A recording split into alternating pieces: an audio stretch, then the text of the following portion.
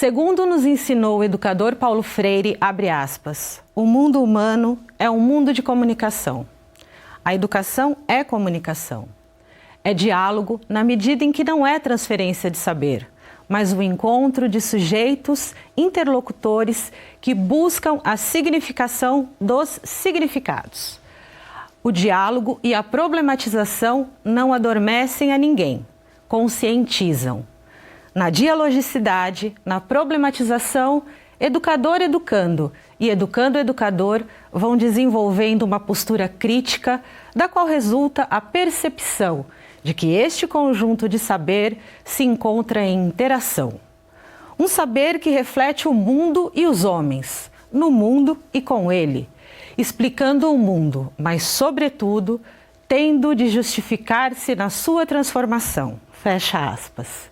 Por isso, acreditamos que educar para a diversidade implica em responsabilizar-se por fazer a leitura da realidade, criando espaços problematizadores para a construção de estratégias de intervenção e transformação da realidade, valorizando o protagonismo de sujeitos que prezam pelo enfrentamento e combate às desigualdades na efetivação de uma sociedade mais equânime.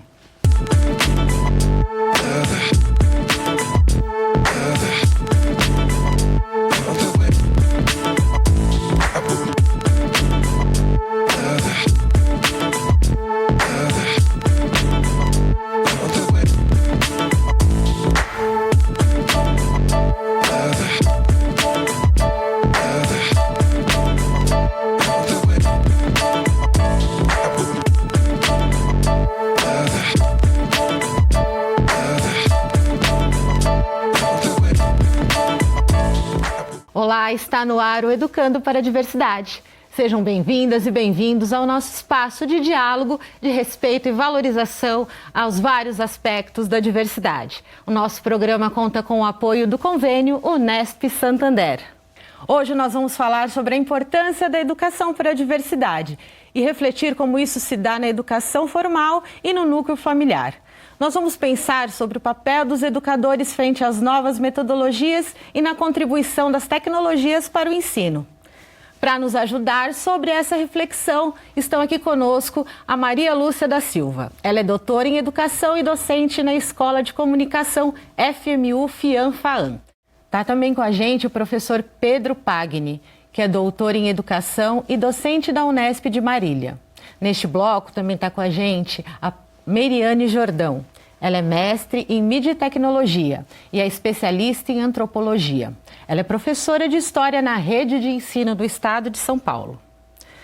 E durante esse bloco, vocês vão acompanhar alguns dos desenhos feitos por alguns dos alunos da Educação Infantil da Escola Jaime Bichusky. Eles foram orientados pela professora Daniele Limão. E o objetivo dessa atividade foi trabalhar a respeito das diferenças. Esses desenhos foram inspirados no livro Menina Bonita do Laço de Fita, da autora Ana Maria Machado. A professora propôs dessa atividade que as crianças desenhassem os seus cabelos e os resultados vocês conferem aqui. Professora Maria Lúcia, professor Pedro e professora Meriane, sejam muito bem-vindos a esse nosso programa Educação e Diversidade. Muito obrigada pelo convite. É um prazer tê-los aqui. E eu queria começar assim que a gente fosse problematizando de cara a questão na nossa legislação. Para a gente pensar a questão da diversidade, como essa diversidade é vista dentro da nossa lei, né? Nós temos as leis de diretrizes e bases, nós temos uma legislação que pensa como é que a gente vai encarar, né? Como é que a gente vai trazer esses assuntos. Vocês acham que a nossa legislação, ela abraça de fato a proposta da diversidade? Ela está... porque nós temos a questão da legislação, ela pode até trazer, mas assim, é o suficiente para nós a legislação, a proposta da legislação, para que a gente traga o assunto da diversidade? Eu vejo que ainda dentro do ambiente, né, da escola, ainda tem muita coisa a ser feito sobre essas propostas. primeiro a gente tem que analisar todo o contexto, né? A realidade do aluno e tudo mais. E qual é a situação tanto da escola em que ele está inserida e até mesmo a manifestação cultural que dentro daquela localidade, né? Para a gente ter um currículo e ter propostas que abranja mais a realidade da nossa comunidade a ser trabalhada dentro do currículo do Estado. Quando a Patrícia pergunta isso, eu também penso, a lei é suficiente para embasar e dar um start para que a sociedade assuma e cumpra? Dentro da nossa cultura não é assim. As coisas não acontecem dessa forma. Eu acho que dentro das culturas a lei não tem essa imponência. Ela acontece, mas se os grupos sociais, se a sociedade não dá o seu lado, não toma as rédeas dessa relação, fica no papel. E aí, eu acho que várias organizações, né, se pronunciaram e fizeram uma primeira formação. Só que também a primeira formação não foi suficiente, porque nós ainda temos uma dificuldade de nos reconhecer negros.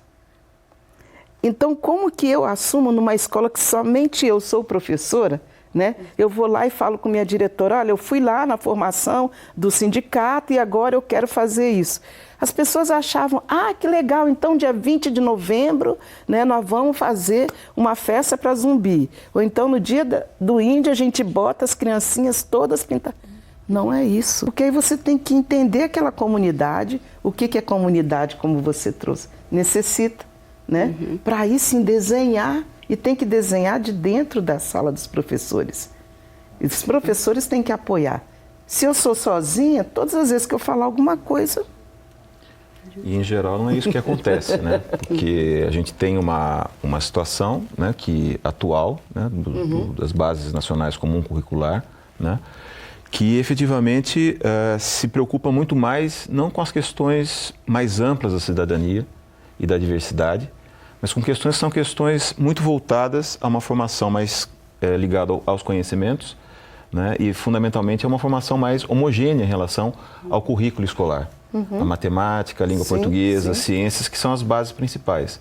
Com a preocupação central de formar muito mais as competências, que é uma tendência mundial, né, e praticamente ignorando todo um acúmulo que teve anterior, inclusive dos movimentos negros, do movimento LGBT, das discussões sobre a questão das pessoas com deficiência, dos povos indígenas, dos povos quilombolas, né, e que foi, de certo modo, incorporado de uma maneira muito tímida com os parâmetros nacionais curriculares que elegiam essas categorias como temas transversais.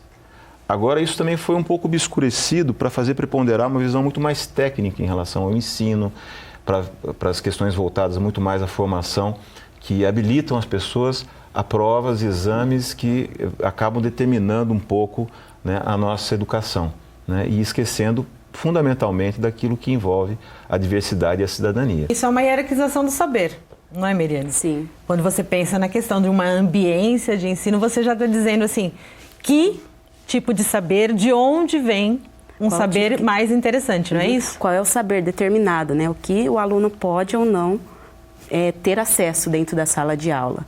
Conteúdos, né? Tem aquele conteúdo e ele é limitado àquilo.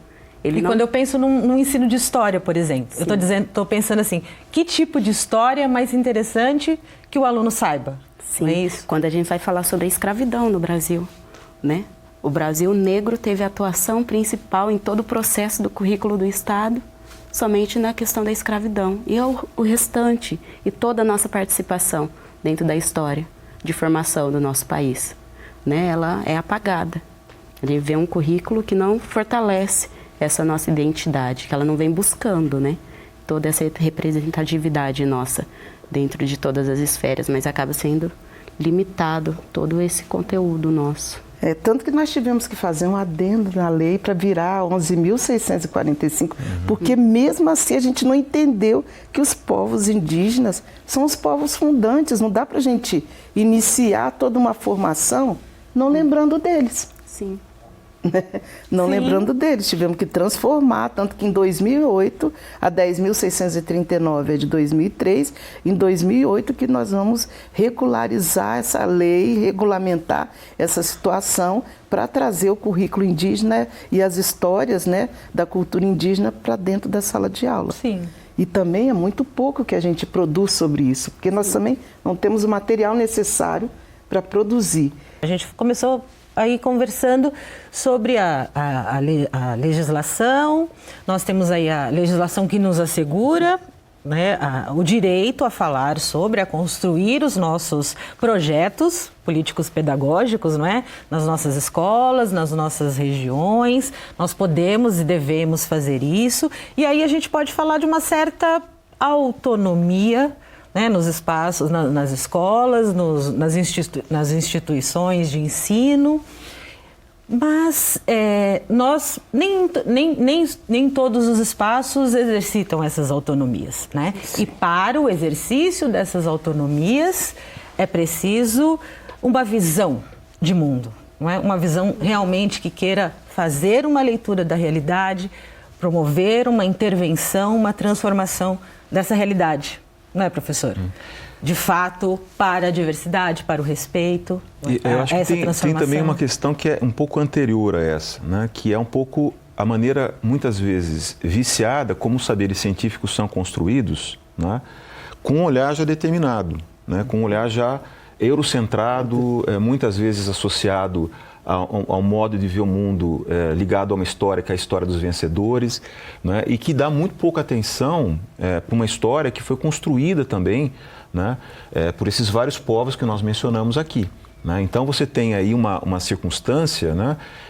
Que é muito curiosa e paradoxal, porque em verdade a gente vê que hoje, principalmente nas escolas públicas, quem está presente lá são esses povos, né? São os alunos negros, são os alunos indígenas, são os alunos produtos dessa miscigenação cultural, são os deficientes, são as pessoas do movimento LGBT que estão presentes, estão provocando os professores de um modo geral, rever o processo de ensino a partir da presença desses corpos na escola e, ao mesmo tempo, né, fazendo com que nós, dentro da universidade, também revejamos um modo, né, como nós encaramos, tratamos a ciência desconsiderando parte dessa população.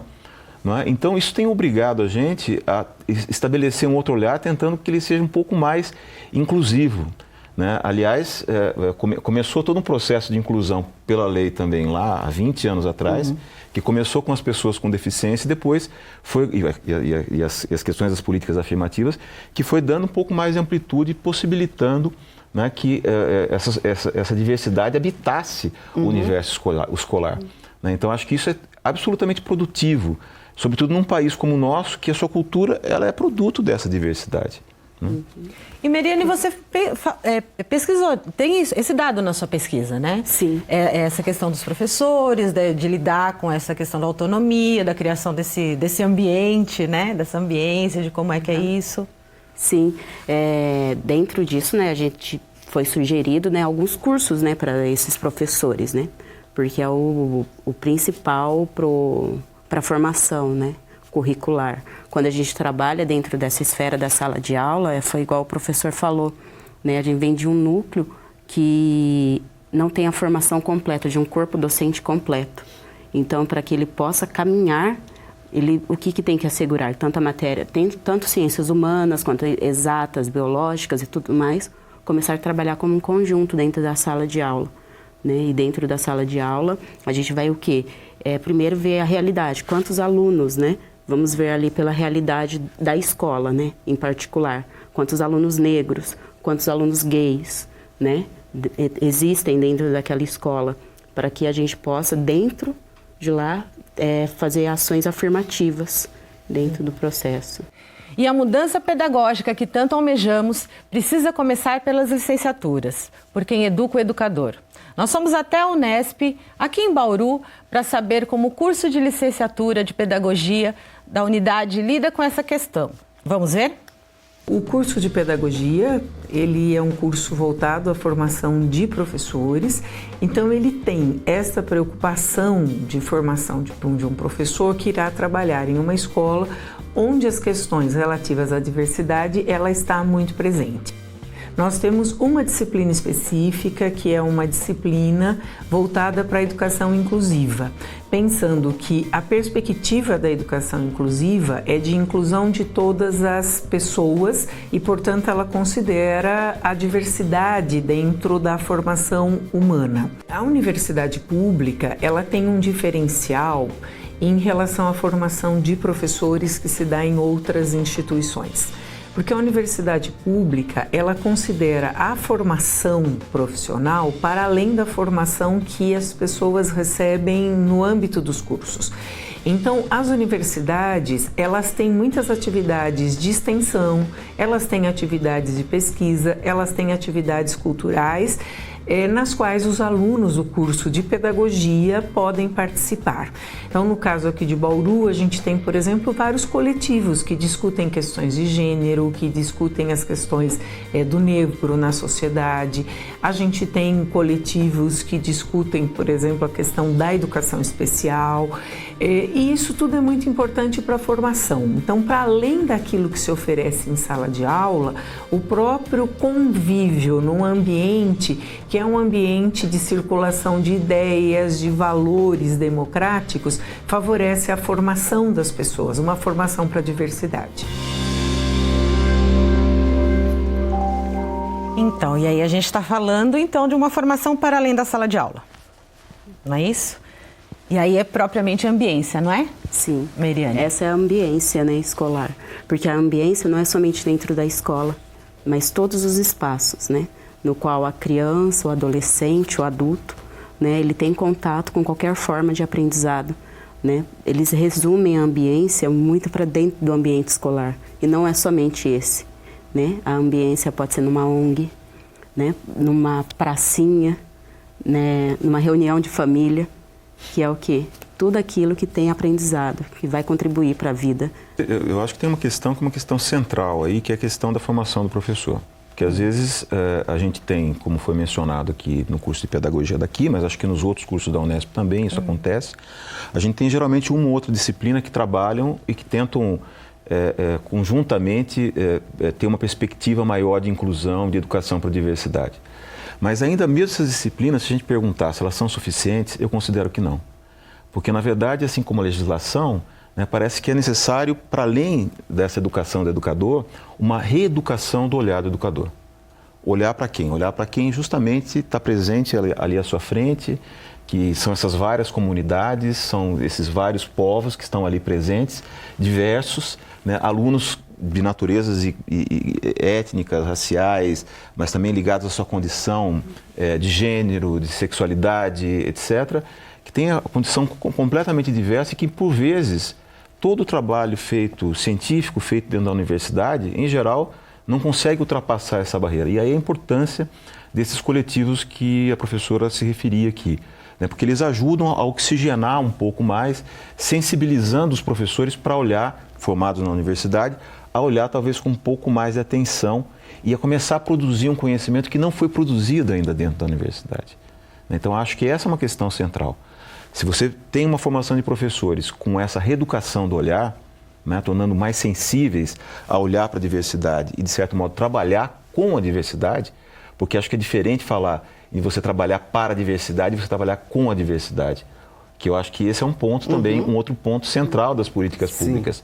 Elas propõem educação para a diversidade, mas raramente em ouvir o que essas comunidades, o que essas vidas que afirmam uma diferença, né, querem efetivamente se manifestar na esfera pública. Né?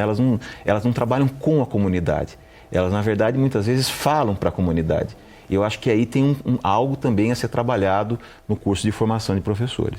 Quando vocês falam da formação de professores e a produção, como foi o seu caso, de produzir uma tese, de produzir uma pesquisa, de incentivar. E nós não tínhamos esses registros, né? Esses professores e esses pesquisadores produzindo esse material, está dando oportunidade para a gente chegar na sala de aula, mostrar para os nossos alunos, pontuar para os nossos alunos as experiências né? E de como que eles encaram essa identidade deles. Eu chego dentro de uma sala de aula, já me apresento. Eu, Meiriane, professora negra, e aí já tem um posicionamento, né?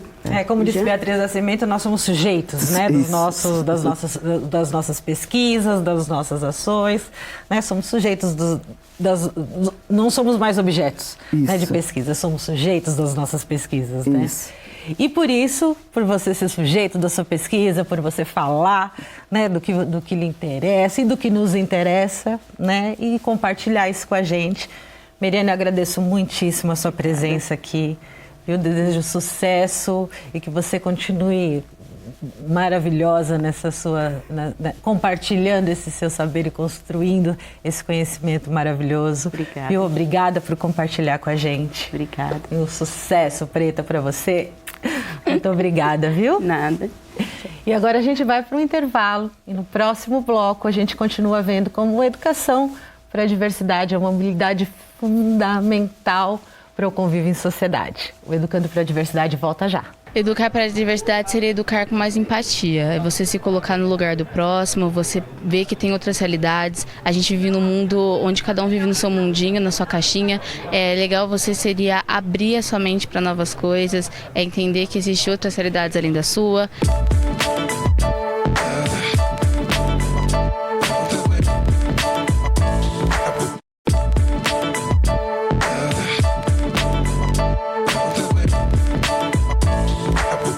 Estamos de volta com Educando para a Diversidade, hoje falando sobre educação e diversidade, uma ferramenta emancipadora.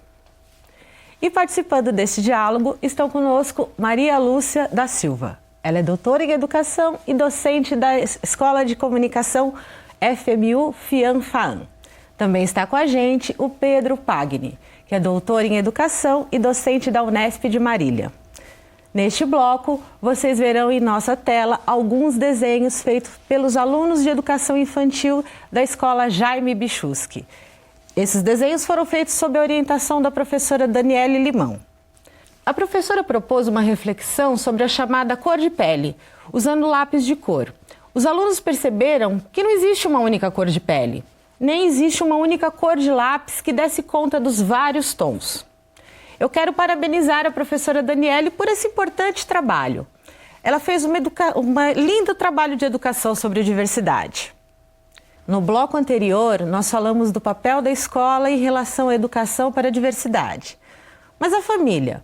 Vamos ver a opinião de alguns dos pais sobre a educação para o respeito com a diversidade? Roda esse VT. Eu eduquei o meu filho para que ele possa lidar com a diferença, né? Com as indiferenças que tem e com tudo. Senão não tem como viver nesse mundo aqui. É isso aí. Eu sempre eduquei para isso, para ela se pôr no lugar de outras pessoas também e tratar bem todo mundo, como todo mundo também teria que tratar bem ela. Sempre orientei para que respeitar e ser respeitada, porque se a gente não respeita, tá dando margem para ser desrespeitado também. Foi importante eu educar meus filhos para eles poderem conviver em sociedade. Eu eduquei meus filhos porque eu acho que cada um tem que respeitar o próximo e tem o livre-arbítrio de ter as suas escolhas, né? Tem que ter empatia, tem que lidar com essa diferença, porque o mundo moderno exige isso hoje, né? E a diferença faz parte do dia a dia, nem todo mundo é igual e tem que respeitar a diferença de todos aí, né? Então, na educação dos meus filhos, eu educo eles, né, para eles não ter diferenciado das pessoas. Somos todos iguais, somos seres humanos.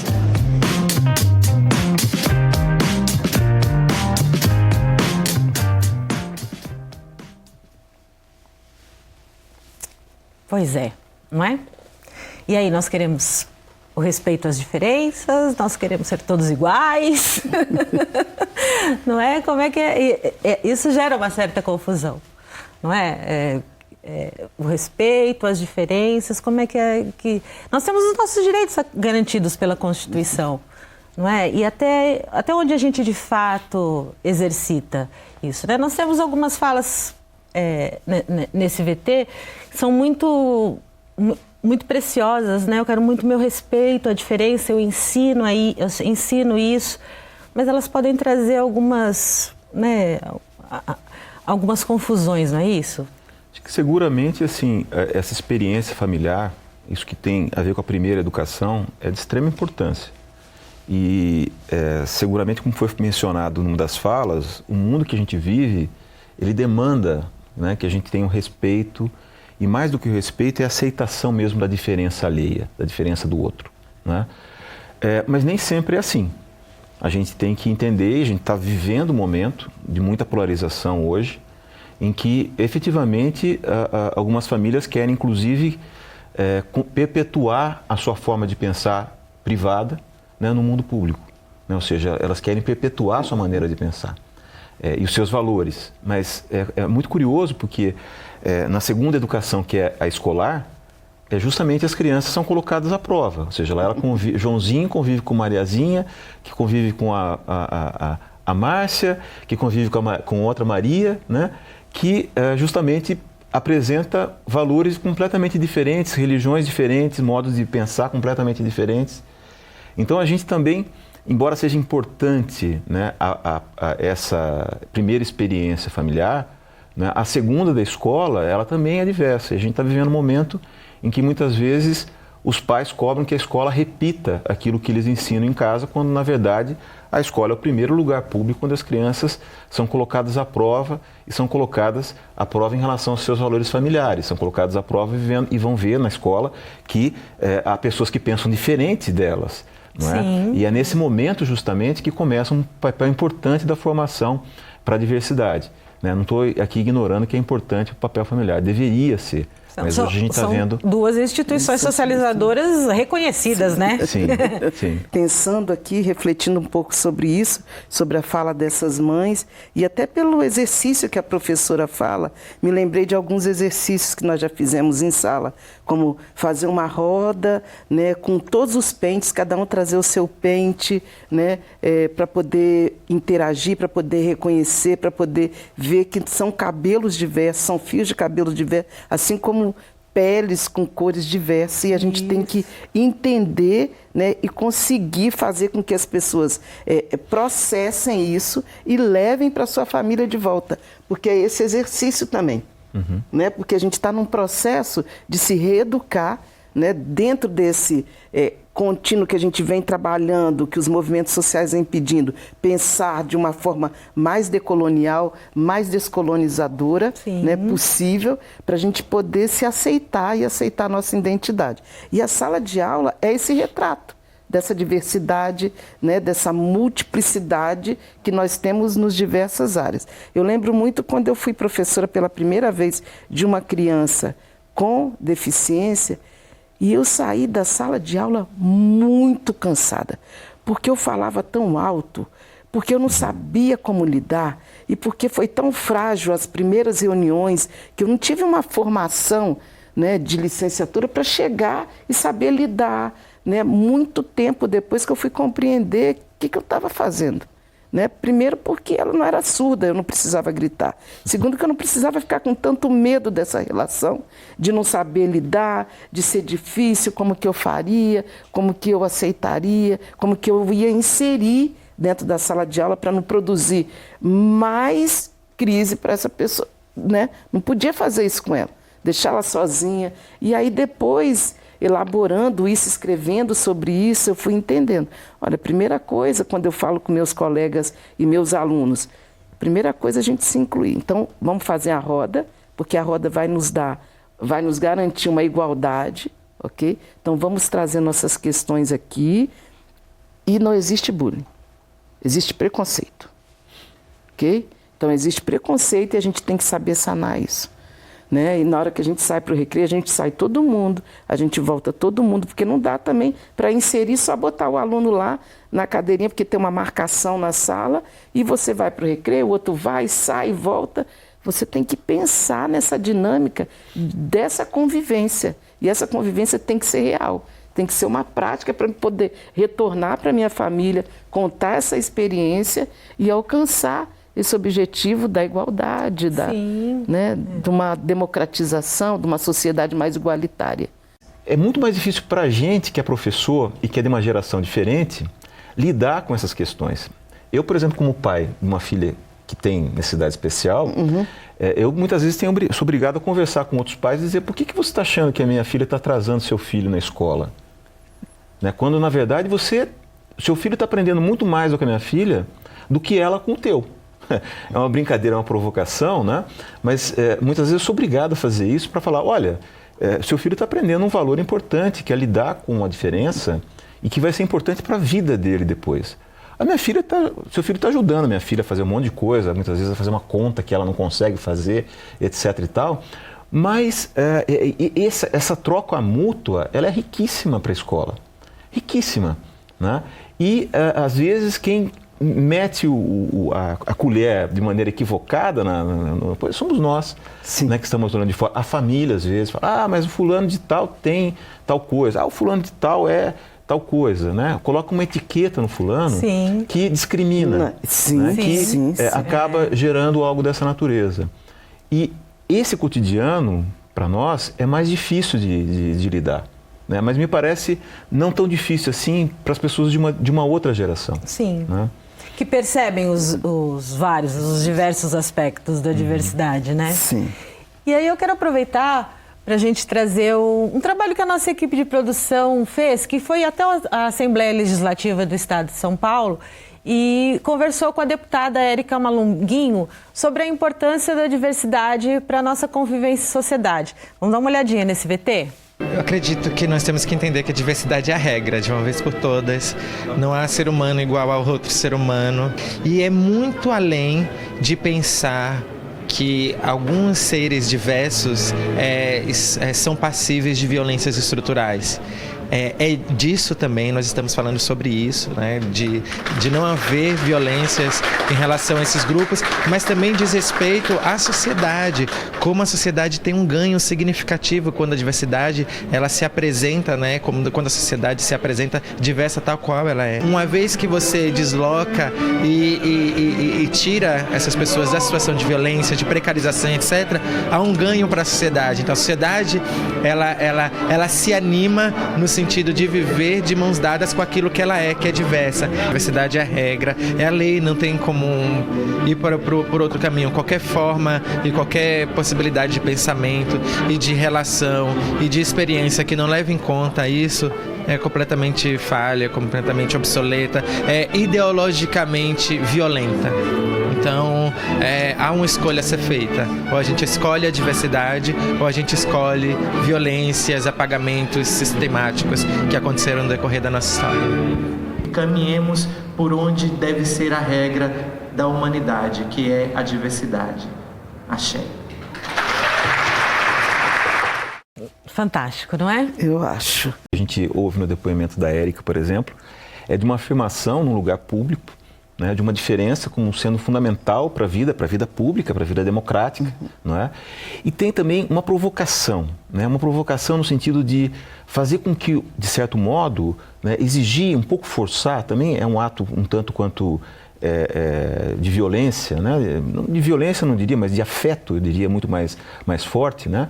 Que faz com que também se produza uma relação de alteridade em relação a essas vidas, a esses corpos, que trazem em si a marca do signo da diferença. Eu, por exemplo, que tenho um corpo branco, né, que ando pela rua, né, que somos de uma classe média, né, não tenho o mesmo olhar e o mesmo ressentimento, o mesmo preconceito, o mesmo ódio, né, que faz com que se volte contra mim algum tipo de violência. Né? Mas imagino que, óbvio, e isso é fundamental, que quando eu vejo uma violência ocorrer contra um outro tipo de corpo, e quando eu vejo uma manifestação como essa, ou quando vejo minha filha falando de alguma coisa, ou quando vejo você falando da afirmação da identidade negra, né? Ou como quando vejo você falando da afirmação da identidade negra, eu necessariamente começo a repensar tudo aquilo que eu vi, tudo aquilo que eu sou. Né? Como homem, branco, hétero, de uma determinada classe social, etc. Eu não posso ficar imune e impune, né, diante de uma situação como essa. Eu necessariamente me vejo como alguém que cometa uma série de injustiças, que tenha preconceitos, que tenha um modo de ver o mundo que é um modo muitas vezes enviesado, né? Por mais que eu defenda outras causas. Então isso também é importante no âmbito da vida pública, porque obriga a gente, de certo modo, a esse exercício de alteridade. Por que nós temos que regredir para lembrar, né, que as crianças não podem ser mortas, o genocídio da população negra, o genocídio da juventude negra, sabe? O tempo inteiro a gente teve que voltar, assim, teve alguns meses atrás, assim, eu vim, sabe, me exaurindo, assim, parecia que eu estava perdendo as forças. Aí quando começou o semestre de novo, de aula, eu falei, não, eu não posso desistir. Né? Vamos ter que voltar à questão da resistência, vamos ter que voltar.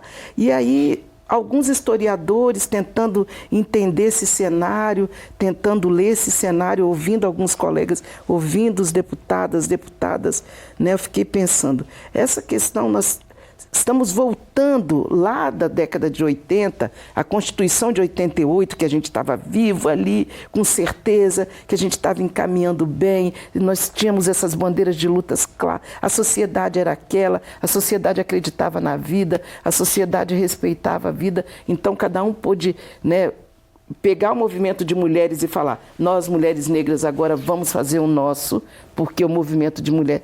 Não, nós voltamos tudo, né? E talvez também as lutas identitárias tenham se mostrado que não são suficientes. Elas propiciaram conquistas no plano legal, no plano jurídico, né? Ou seja, mas talvez a gente tenha que levar em conta outras lutas que têm acontecido, não, que são lutas locais, lutas transversais, que têm um papel importante, né, na movimentação disso. E a gente tem que levar em conta também que o que aconteceu, né, num tempo para cá, né? Posições como essa, que afrontam, por exemplo, questões ligadas ao gênero, que desconstroem, né, o modo como o gênero era pensado, né, que como, por exemplo, as lutas e a maneira própria de se comportar, de se vestir, de trazer de novo, de uma maneira mais viva, a cultura afro. Né, ela choca, ela tira do lugar quem não está dentro dela. Né, fala assim, como assim? Vocês agora estão tendo lugar para andar em público vestido assim? Vocês estão tendo lugar para falar sobre questões que o gênero não é só masculino e feminino, por exemplo? Isso desloca. Só que ao invés de provocar um movimento que é um movimento de luta interna contra si próprio, de revisão dos próprios valores, isso gera ódio e ressentimento, que faz com que, obviamente, essas populações que fazem algo dessa natureza sejam perseguidas, sejam mortas e que, de certo modo, isso resvale na cena pública de hoje. Né? Inclusive no âmbito político, né? Que tem lá um Estado hoje ocupado por representantes que defendem posturas que são posturas que incentivam de alguma forma a violência, se não física, às vezes simbólica. Não é? Então você vê claramente uma situação que a sensação que a gente tem é de retrocesso. Né? Então a gente vinha caminhando numa direção, como você está mencionando, de conquista de direitos, né, de conquista de uma sociedade mais plural e mais democrática, e que agora parece que nós estamos passando por um processo que é um processo de retrocesso, que nós temos que retomar pela memória, eu estou dizendo, reavaliar a forma como nós escolhemos as nossas lutas, né, para tentar talvez algo mais do que as lutas identitárias, talvez algo que de fato afirme a diferença, provoque, né, esses desconfortos, né, que me parece que é isso, e isso obviamente tem um preço. O preço às vezes é pagar com a própria violência que muitas vezes são vítimas, as populações que fazem isso. Né? Quase que uma espécie de uma política da morte. Então, quem não está se enquadrando, é melhor eliminar. Porque também, talvez a gente não possa perder de vista que se existe, né, um movimento... Se para nós é importante que haja sempre um movimento de resistência, né, pensando que é importante a nossa sempre intervenção e transformação da realidade, né, existe também do lado de lá um movimento também que pensa a resistência, né, na manutenção de uma sociedade genocida, de uma sociedade racista, né, existe também esse movimento. Então, esse atrito é permanente. Né? Então, nós não podemos descansar, isso é verdade. Mas também o lado de lá pensa que não pode descansar. Né? Então, nós não podemos perder isso de vista. Né? Mas nós vamos continuar conversando, então, ainda um pouco sobre isso. Mas agora a gente vai para o intervalo e no próximo bloco, amarrando nesse assunto, nós vamos pensar sobre o tripé educação, comunicação e tecnologia. Educando para a Diversidade volta já. educar para a diversidade seria uma coisa extremamente importante, visto que muitas vezes a gente não tem essa base em casa de educação da diversidade e as crianças acabam seguindo os passos dos pais, né, e reprimindo as pessoas que pertencem a essa diversidade e também praticando violência, né, e a violência tem sido uma coisa que está sendo muito legitimada ultimamente pelo discurso de ódio que a gente vê na TV, em igrejas, que é onde a maioria das famílias frequentam, e até mesmo dentro das famílias, né.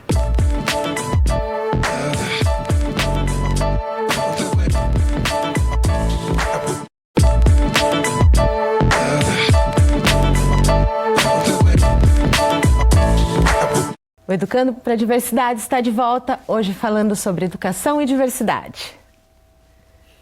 E para nos auxiliar nessa reflexão estão hoje a Maria Lúcia da Silva. Ela é doutora em Educação e docente na Escola de Comunicação FMU FIAN-FAAN. Também está aqui com a gente o Pedro Pagni, que é doutor em Educação e docente da Unesp de Marília. Em nossa tela estão alguns dos desenhos feitos pelos alunos da Educação Infantil da EMEI Jardim Ivone, sob orientação da professora Regina Camargo de Lima. A professora trabalhou com as crianças o respeito pelas diferenças e a importância do acolhimento e empatia. Eu quero parabenizar a professora Regina pelo fundamental trabalho com o olhar pela educação à diversidade. Nesse bloco, nós vamos tratar da inserção dos recursos tecnológicos no processo educativo. Professores, entre as várias iniciativas, né, de formar para a cidadania, nós temos a proposta de educomunicação. É um conceito que trabalha com o uso das mídias no processo de educação. Né? Tem a questão que a gente pode utilizar mídias na produção de conteúdo educativo, não é isso? Vocês avaliam qual a relevância, né? Como é que isso pode contribuir para a formação das pessoas na educação? Eu sou professora no curso de jornalismo, nos cursos de comunicação social, e fui fazer educação até para dar um trato melhor nessa minha relação com os veículos e como levar isso para um recorte decolonial, descolonizante. E aí eu fui trabalhar com alguns autores que me auxiliaram, principalmente os educomunicadores, a fazer uma leitura mais crítica, reflexiva, mas que também ajude os alunos não a desistir, mas de tomar uma decisão na hora de produzir esse conteúdo. E aí por isso que a gente acabou criando no curso que eu estou, no núcleo que nós temos na escola, o NERA, né, desenvolvendo algumas atividades para eles construírem esse produto, que esse produto pode trazer uma diferença quando ele é combinado, né, uma estética, uma ética, mas também com conteúdo que fortaleça essas identidades. Aí a gente acabou criando a revista do Mela, já estamos na 3ª edição, estamos fazendo podcast agora, pensando nas histórias de vida das pessoas, estamos fazendo memória dos egressos que passaram pela instituição. Então a gente vai tentando mergulhar, né? Vai lendo os textos do professor Ismala, da USP, que tem uma interessante forma de ver a educomunicação e de produzir a educomunicação, e a representatividade, que nunca aconteceu. Então, o nosso primeiro passo é discutir por que nós não estamos, por que nós não somos representados. Sim. Né? E aí depois a gente vai pensando de que forma nós queremos ser representados. E aí a gente tem que exemplificar também. Quando a gente fala de diversidade, quer dizer, a gente fala de mundos, às vezes, muito distintos uns dos outros, com culturas muito diferentes, com etos muito diferentes, com estabelecer uma ponte entre esses vários etos, essas várias maneiras de habitar o mundo, por assim dizer, é algo extremamente difícil. Né? Então, as novas linguagens da mídia, por exemplo, né, elas são importante, seria um tanto quanto desconsiderá-la seria um tanto quanto uma aberração, vamos dizer assim, porque o que é importante é que se estabeleça a relação entre esses vários mundos que congregam, né, que são múltiplos, que são plurais, né? Vamos conhecer um pouco mais dessa união entre educação e comunicação. Nossa equipe foi a São Paulo conferir uma pesquisa que tem desdobramentos em projetos e oficinas de escolas públicas. Nosso trabalho é levar o universo da comunicação, das tecnologias, dos algoritmos para dentro da escola. A gente acredita que esse é um caminho sem volta, né? Os estudantes cada vez mais compartilham essas tecnologias, convivem com essas tecnologias e a escola precisa dialogar sobre elas, entendê-las e fazer uma ponte educativa com esses processos. A gente trabalha com memes ou com podcast porque eles interagem quase que diariamente, quase que na totalidade com essas tecnologias, né? Então, quando você entende o assunto de um podcast, um tópico de um podcast, ou você entende um jogo de linguagem de um meme, por exemplo, você está buscando a vida do aluno. Existem muitos educadores antenados, preocupados, buscando conhecimento, fazendo atualização, justamente nesse sentido de formar para a vida. Até porque as tecnologias, hoje a gente está falando de memes, podcast, daqui 1 ano, 2 anos a gente não sabe o que vem. Então, eu acho que o objetivo principal da educomunicação é formar para a cidadania, formar para a liberdade de expressão, que são elementos que eu considero fundamentais para uma educação inclusiva. Às vezes, qual que é a tecnologia que um professor tem? Um giz e uma lousa. Ou seja, ele é capaz de construir ali uma ponte educativa usando o material, o conteúdo que ele tem à disposição. E muitas escolas no país não têm esses materiais sofisticados, laptops, tecnologias de última geração. E o professor precisa encontrar uma tecnologia da informação capaz de criar vínculo com os alunos. Então eu acho que o papel da educomunicação ou da educação midiática é conhecer, seja qual for a tecnologia, e se preocupar com a formação do jovem.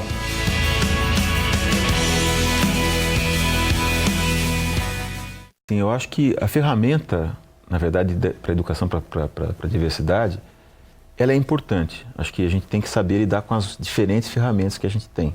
Mas talvez o mais importante do que o meio, de certo modo, seja a possibilidade, de fato, de fazer com que isso que a gente chama de diversidade, ou aqueles povos que afirmam a sua diferença, tenham condição de assumir o lugar, né, de fala. E por falar em vozes, em sujeitos, né, sendo autores das suas próprias narrativas, nós vamos conhecer um projeto que permitiu que minorias sociais pudessem ser autores das narrativas audiovisuais.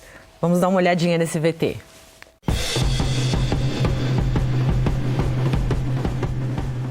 No ano de 2018 saiu uma pesquisa mostrando quem que produziu o audiovisual no Brasil. E essa pesquisa revelou que mais de 59% eram homens brancos com mais de 50 anos. Começou a surgir a visão entre os produtores de que precisava ter mais diversidade. E aí, quando abriu o PROAC Editais na linha de ação de fomento audiovisual, achei que encaixou muito bem o projeto, que era até inovador, porque eu nunca tinha visto um outro projeto de sala de roteirista nessas ações de fomento audiovisual nos editais. Eu acredito que é um local de fala muito importante para a gente, né, dentro das produções audiovisuais, porque tanto o roteiro como a produção executiva são segmentos muito interessantes para ter essas pessoas, mulheres, pessoas negras, mulheres trans, gays e minorias, né, no geral, para poder falar sobre isso com um pouco mais de convicção e tentar mostrar um pouco da realidade dessa vivência. O objetivo do projeto é trazer essa diversidade, né? Então, uma pluralidade de vozes, pessoas contando histórias, em vez de ser um grupo contando do ponto de vista deles, histórias sobre mulheres, pessoas negras, pessoas trans, a comunidade LGBT, era importante que essa comunidade falasse, né? Contasse suas próprias histórias, mostrando sua vivência. Processos criativos colaborativos no audiovisual já datam de muitos anos. Então é muito interessante a gente vir para a sala de roteiristas e discutir uma criação de uma narrativa, né? Participar especificamente dessa sala tem sido maravilhoso, porque são pessoas muito diferentes, há essa diversidade e a intenção é que essa diversidade por trás das câmeras reflita nas telas. E para isso a gente tem produzido uma série que a gente escolheu fazer sobre personagens, sobre pessoas, sobre as suas histórias. Então o ideal hoje é a gente estar contando uma história de pessoas no contexto brasileiro, dando ideia do que sofrem as minorias sociais no Brasil que a gente está e principalmente nesse cenário atual de intolerância. É muito triste quando você vê que às vezes tem homens brancos, cisgênero, contando história de pessoas de uma outra realidade social, de um outro gênero, outra sexualidade. Isso é um perigo até cair numa ideia de estereótipo, porque você cria dentro do que você pensa, da sua forma mediada de entender essas coisas, e aí você representa aquilo na tela. Eu me inscrevi no projeto para me desenvolver mesmo, me desenvolver como roteirista, aprender com outras pessoas, né, ter uma experiência mais intensa com a criação coletiva, com pessoas novas, com vozes diferentes, ter também a oportunidade de se colocar, né, no roteiro, colocar minorias como eu, como outras pessoas que fazem parte do projeto, pessoas que nós conhecemos, trazer histórias que normalmente não são contadas, né, que normalmente são elitizadas, para dentro de um projeto com um respaldo bem bacana. Além da sala de criação, o projeto Novas Vozes contempla também uma outra frente de trabalho, que são as oficinas gratuitas de roteiro. Essas oficinas foram pensadas para o mesmo público, então a prioridade, né, para os inscritos foram as pessoas pertencentes a minorias sociais. E a ideia é capacitar interessados que talvez nunca tenham trabalhado com audiovisual a entender mais essa linguagem e poder transformar suas ideias em roteiros. Foram 4 aplicações do curso e todas as ocasiões a gente terminava sempre encorajando essas pessoas a tirarem esses projetos do papel. A ideia é que a gente traga essas nossas vozes e corrija esse desequilíbrio, onde as histórias que a gente consome nunca se consumiu tanto audiovisual quanto hoje, né? E essas histórias são contadas majoritariamente pelas mesmas pessoas. Então a gente precisa trazer essas minorias para que todos nós nos sintamos representados nessa produção cultural audiovisual. O que podem esperar dessa série é exatamente isso. As pessoas verem as pessoas que elas não estão acostumadas a ver na tela, conhecer a história delas, se identificarem ou terem empatia pela história das outras pessoas.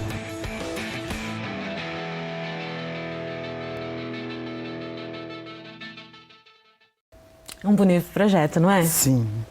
Então, essa é uma bonita iniciativa. Acho que a gente está nessa abordagem que nós trouxemos, né? Você trazer um produto audiovisual onde você traz o protagonismo das pessoas, dos sujeitos produzindo, né, o seu material, produzindo o seu conteúdo e tendo a satisfação, né, de dizer o que quer, de construir a sua narrativa, a sua história. Tem um aspecto importante que é o quanto que um projeto como esse traz, né, uma ideia de comum, né, de um comum. Sim. Em que nos dá a visão clara de que é possível, né, conviver com a diferença e ver as pessoas circulando nesse lugar de poder, que é o lugar de fala, por exemplo, ou mesmo no lugar de expressividade. Então, vendo os vários movimentos, ou seja, a mulher que faz um filme com as suas marcas, com o seu estilo, que é diferente do gênero masculino, o transgênero fazendo e assim subsequentemente. Ou seja, você vê circular no comum, né, uma possibilidade clara que a mim, pelo menos, entusiasma muito, né, que é possível você viver, né, em plena diversidade, né, em plena relação com a diferença, não vendo isso como algo ruim, mas como algo potente, como algo bom, como algo que é sinônimo de vida. Plural, né? Como algo plural. Exatamente. Né? E, professor, em Marília a gente tem, né, projetos desenvolvendo nesse sentido, é isso? Então, na verdade, assim, acho que em Marília a gente tem, pelo menos assim, tem um grupo que trabalha com isso, um grupo que inclusive tem um projeto no programa de pós-graduação em educação, mas é um projeto que é em rede, então tem com pessoas da Unesp de Rio Claro, da Unesp de Prudente, aqui de Bauru também tem pessoas que também estão nesse projeto, e pessoas de outras universidades, e também é uma rede que é uma rede internacional, que está num dos projetos PRINT da Unesp, que aglutina os projetos da área de humanas, né, de programa de internacionalização da Unesp, que se chama Sociedades Plurais, e esse projeto, que é o projeto que eu coordeno, chama Diversidade, Movimentos Sociais e Inclusão. Né? Então, ele abarca vários programas de pós-graduação, os editais saíram recentemente, programa de Relações Internacionais, programa de Design aqui de Bauru, programa de Prudente da Geografia e alguns programas de educação reunidos nesse projeto, que é esse projeto que eu mencionei aqui, que também do qual eu faço parte. Então, você tem um projeto que é um projeto que... Mas esse é um só, imagino, dentro da Unesp, né, que a gente mesmo não tem isso mapeado muito claramente, né? Porque tem vários, eu sei que em Araraquara tem um projeto que trabalha com as questões da educação e diversidade, né? Em Assis tem também na psicologia um projeto associado do Leonardo Lemos de Souza, associado também a essa discussão. Sim. Né? Uhum. Então, a gente tem vários projetos que, na verdade, estão precisando também se encontrar, né? Vamos dizer assim, estão precisando se fortalecer, inclusive dentro da própria instituição, né? Para ganhar mais visibilidade, inclusive no âmbito mais amplo, no âmbito acadêmico brasileiro, internacional também. Né? Esse é o intuito do Educando para a Diversidade também, né? Como programa, né? Que é a gente conseguir fazer esse encontro, né? Com os programas que a gente traz aqui com os nossos temas e fazer com que essas iniciativas se encontrem também nesse espaço. Assim que a gente agradece muitíssimo a participação de vocês aqui nesse programa. Eu que agradeço poder estar nessa interseção, né, com vocês, né, porque eu venho de uma instituição privada e lá de São Paulo. E quando eu recebi o convite que eu apresentei para a diretoria e tudo, nós ficamos muito felizes. Muito obrigado mesmo, poder estar aqui, poder conversar, poder refletir e poder levar os produtos de vocês também para as salas de aula dos nossos cursos de educação. Muito obrigada mesmo. E eu agradeço também, porque assim, para mim é uma oportunidade única de tentar, né? Acho que já que a gente tem uma certa dificuldade de encontro com uma instituição tão espalhada pelo interior do estado de São Paulo, né? Quer dizer, é uma oportunidade da gente poder também, de certo modo, contribuir com isso de alguma maneira, né? E eu faço votos que o programa continue, como sempre, com um foco não só de luta, mas também de resistência nesse momento, né? E no que precisar, você pode contar conosco. A gente, com certeza. Prazer, professor. Prazer também, viu, Maria? Muito obrigada. Muito obrigado pela revista também, pelo trabalho. E com esse maravilhoso programa chega ao fim a segunda temporada do Educando para a Diversidade. Eu agradeço você que nos acompanhou durante toda essa temporada. Eu agradeço os convidados que nos ajudaram a construir essa temporada maravilhosa e também agradeço o apoio do Convênio Unesp Santander. E se você perdeu algum programa, se inscreve lá no nosso canal no YouTube, fica por dentro de todo o nosso conteúdo, também pode acompanhar a primeira temporada e eu te espero na próxima temporada. Até lá!